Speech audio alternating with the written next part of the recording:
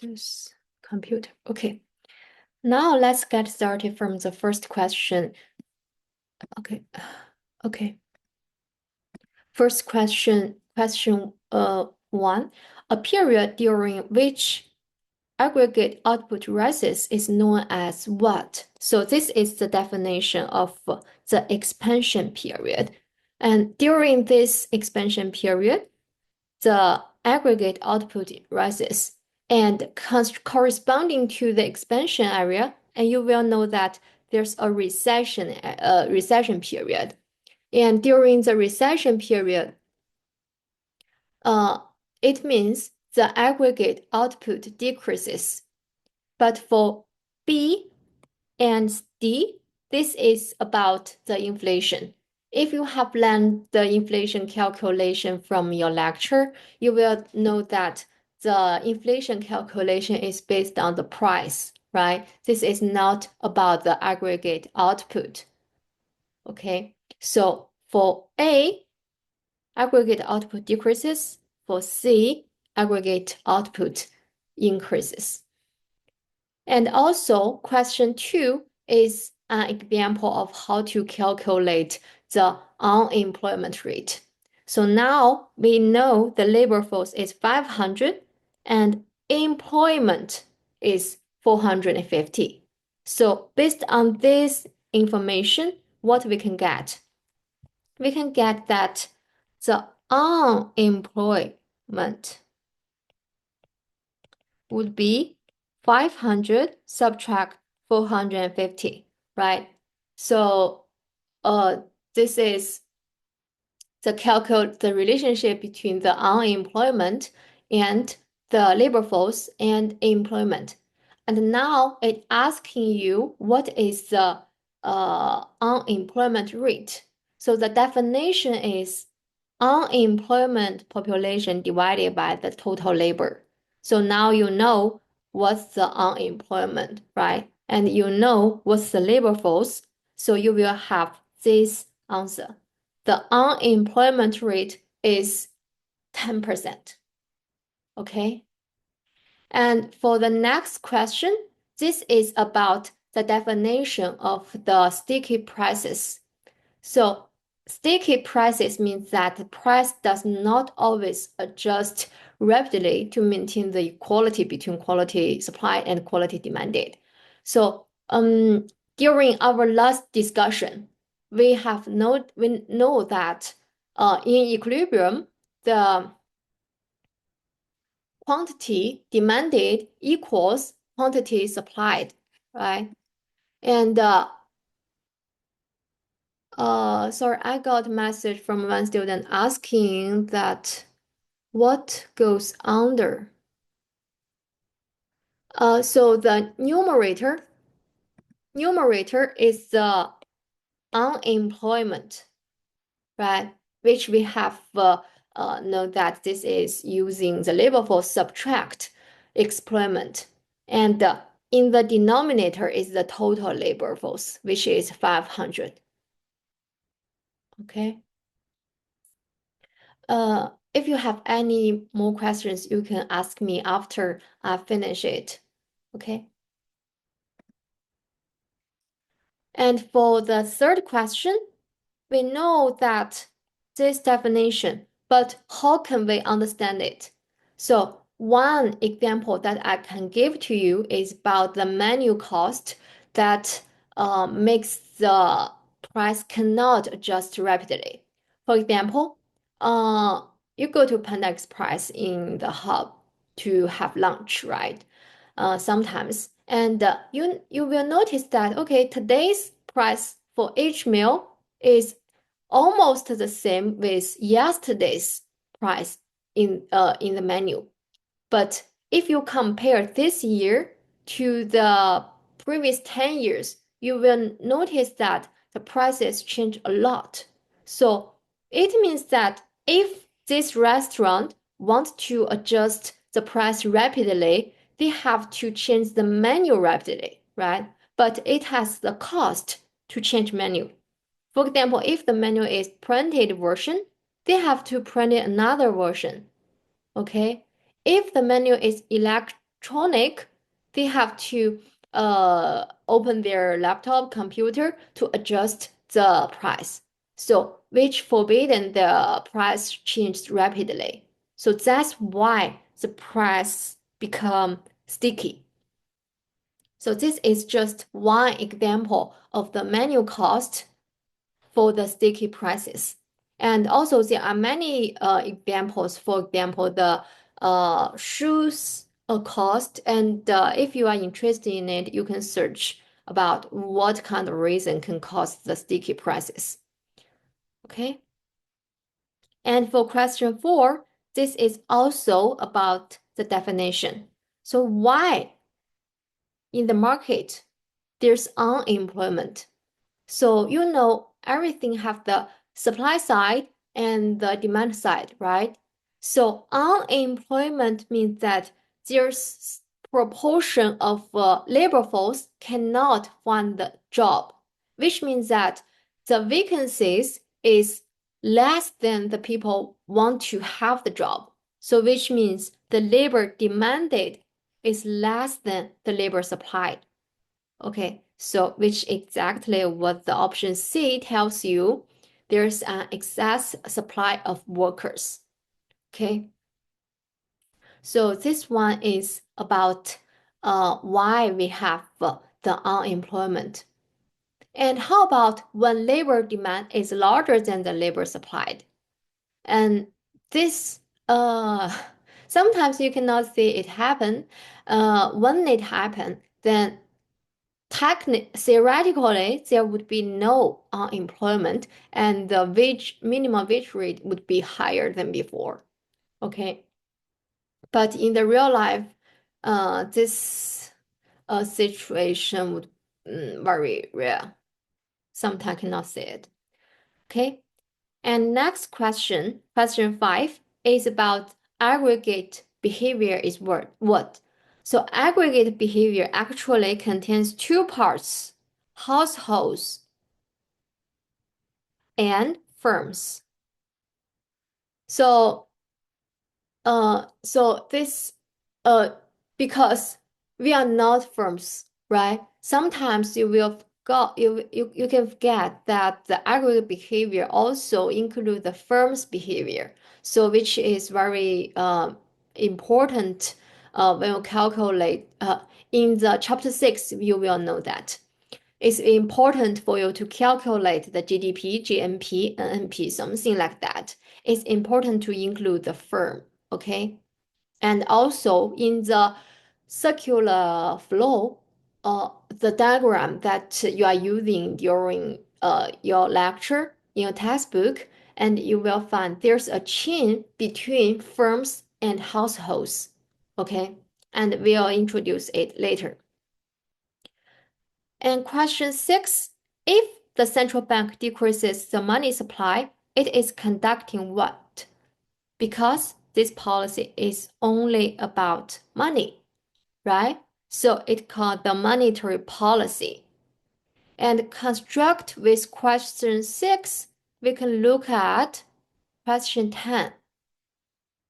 If the Congress increases the government spending, do you know that the government spending is an important part of the aggregate demand, right?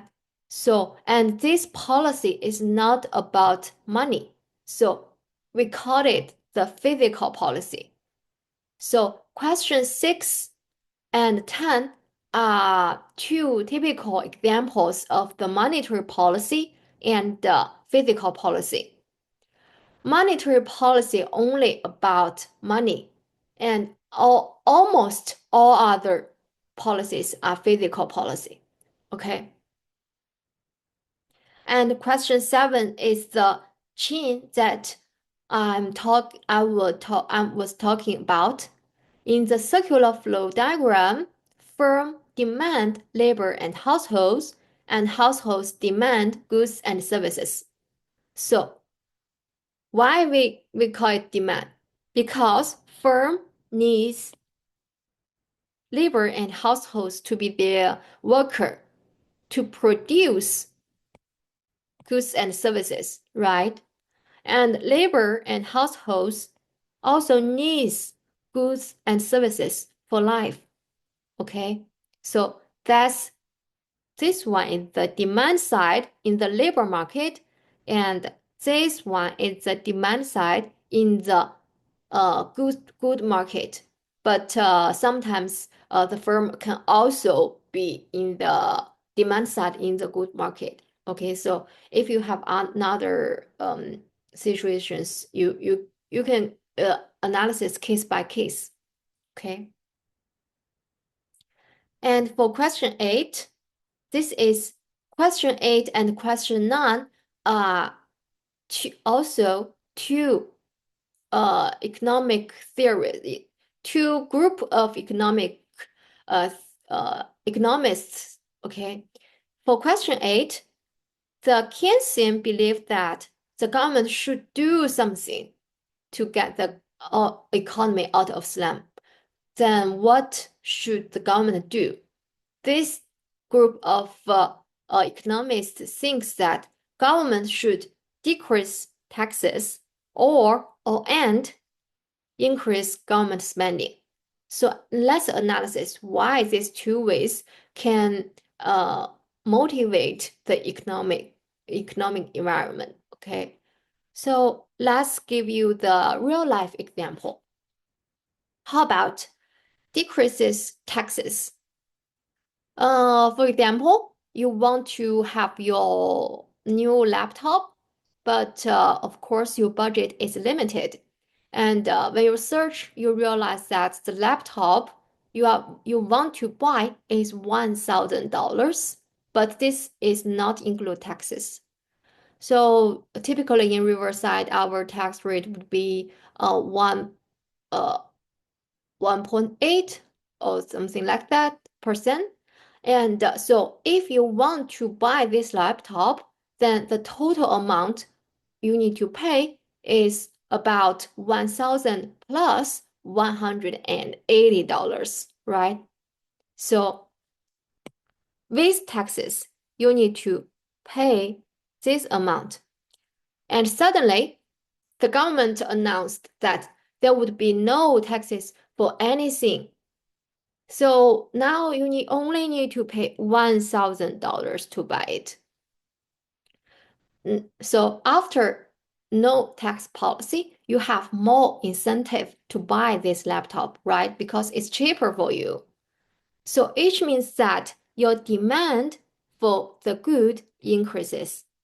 Also, same logic, because we know the government spending is an important part of the aggregate demand. So increases government spending means the aggregate demand increases. So for these two ways, also about changing the demand side to motivate the economy. Okay.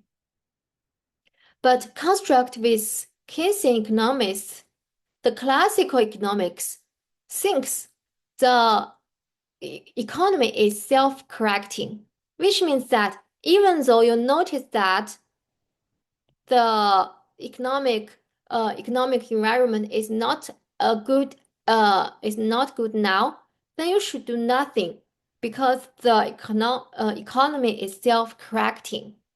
Okay, so this is about the Keynesian economists and the classical economists' opinion.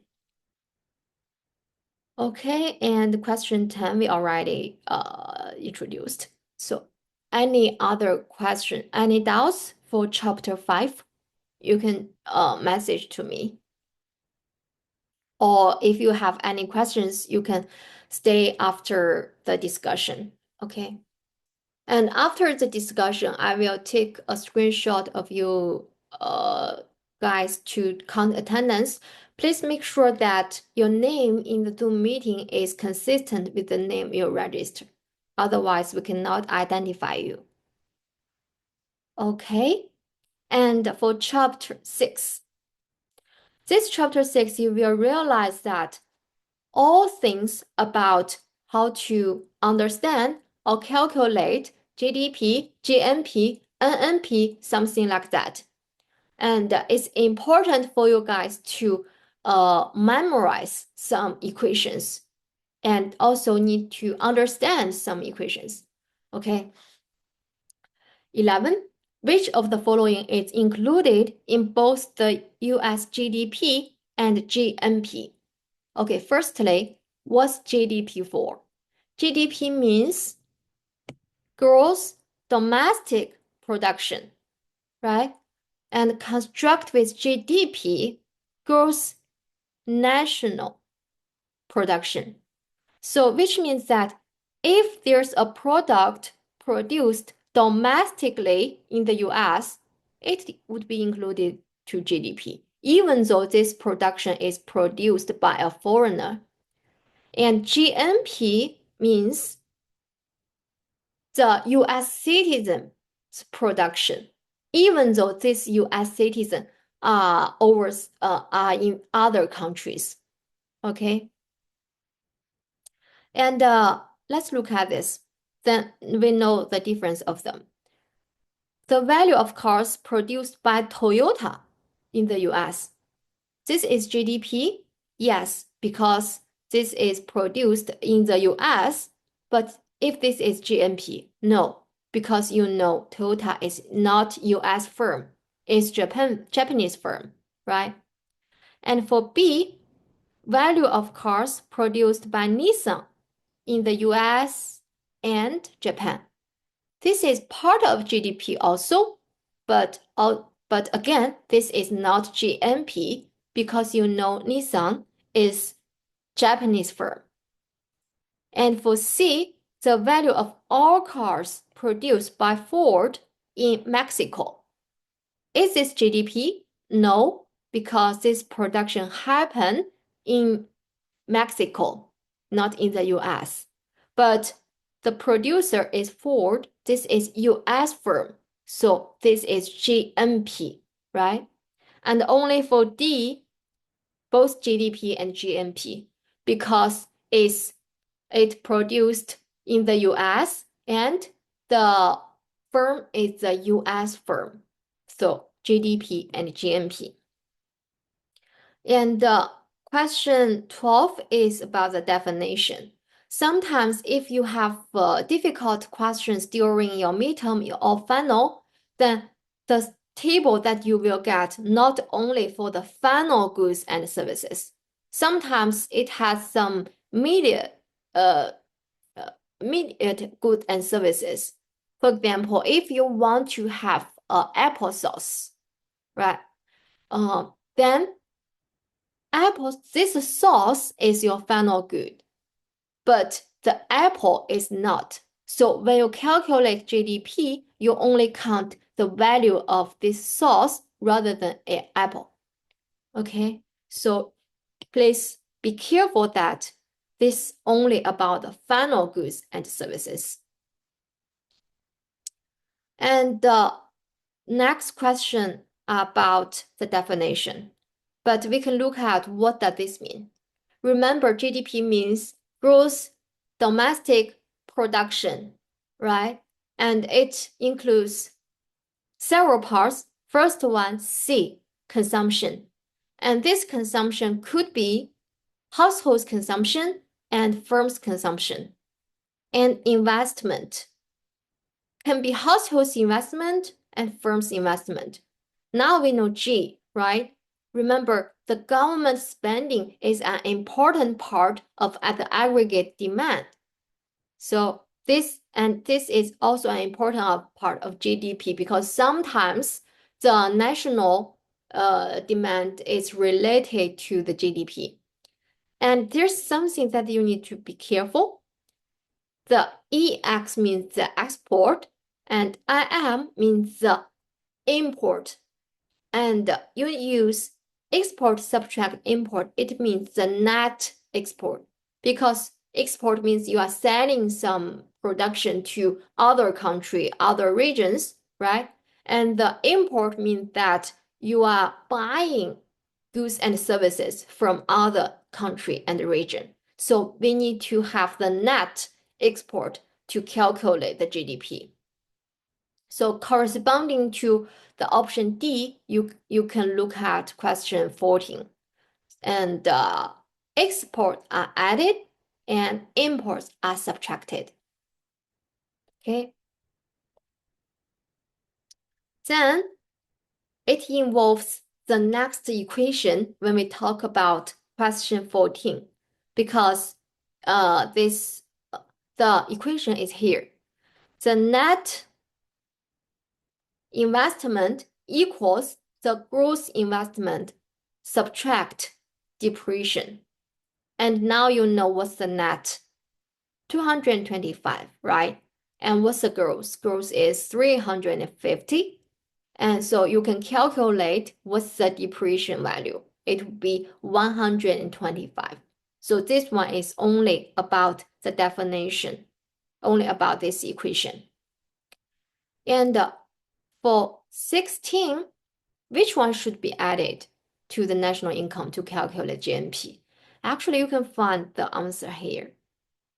For question 7, you have many equations. The first one is that GNP equals GDP and net factor payment. Net factor payment means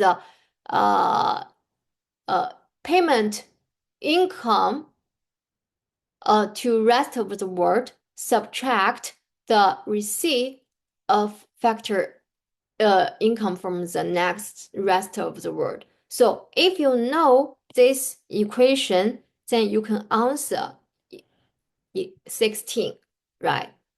So this is about the equation of GDP and GNP and what's their difference. So when you go to 17, you may be scared, but do not scared. If you can memorize these equations, then it would be easy. And for the fourth equation, I think you don't need to memorize it. You can just use your real life experience to calculate it. Okay, and we already know what's the relation between GDP and GNP. And this one, do you know that? Do you know which equation that we are using is pretty familiar with this one? This is from 15, right? This is just the net investment and gross investment. But this one means the net national product and gross national product. So you can realize that between the net something and gross something, there would be a depreciation, right? And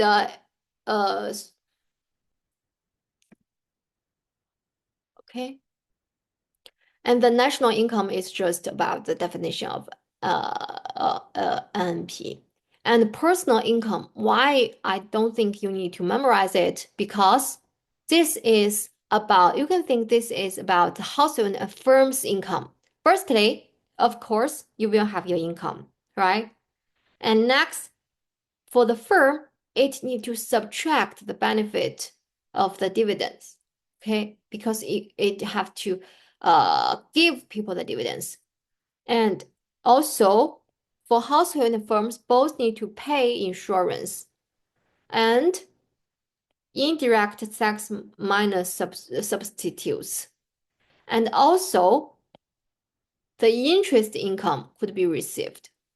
Okay, for example, you are having saving account, then you have your interest each year or each month. Okay, and transfer payment to persons. Transfer payment sometimes is not common. But you can think this is the payment that you can receive. Okay, so this is your personal income. But remember, this is not the disposal income, because after receiving this proportion of money, you need to pay your taxes, right? So after paying your taxes, the rest of this part would be your disposal income. You can freely use this disposal income to invest, to consume, to do something that you like, okay? And for the 8, 18, I don't think I need to explain it to you because now you know NNP and depreciation. NNP and depreciation. Then you will know what is GNP, right? But it asking you what is GDP. Can you know that? Of course, we cannot know that, right? Because we can only know GNP rather than GDP. Okay. And for the last question, uh, uh, uh again, don't be scared about this large table because it's very easy when you know the logic. So firstly, if you are pretty confused about this thing, you can do the same thing like me. First one, I name it. First column, I name it Q1. It means that the quantity, the production in year one. And next one, production in year two would be Q2, right? Same logic. And the price for year one is P1, price year two, P2, right? And let's look at the first thing that you need to do. GDP in year one's prices. So in year one's prices, it means that we need to use P1, right? And GDP in year one, it means we need to use Q1. So we need to these two columns multiply. So it means for the first value, 100 times 50 to get the first value. Use the second value, 500 times 10 to get 5,000. Use 250 times 60 to get 15,000. Is this easy? And also same logic.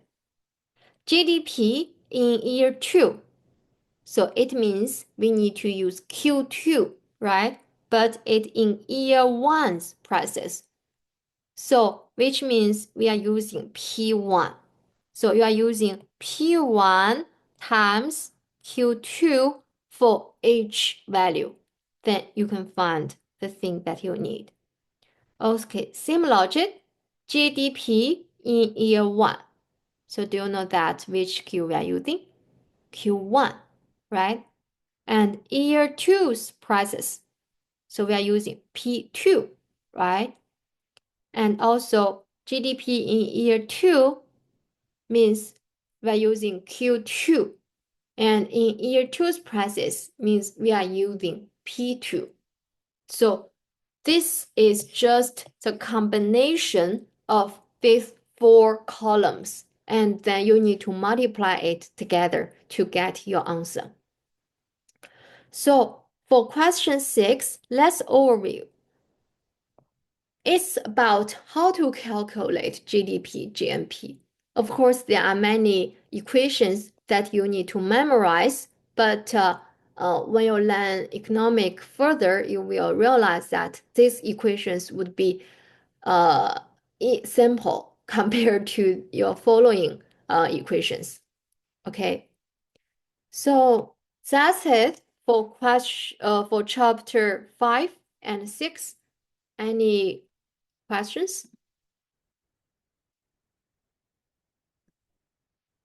Okay, let's end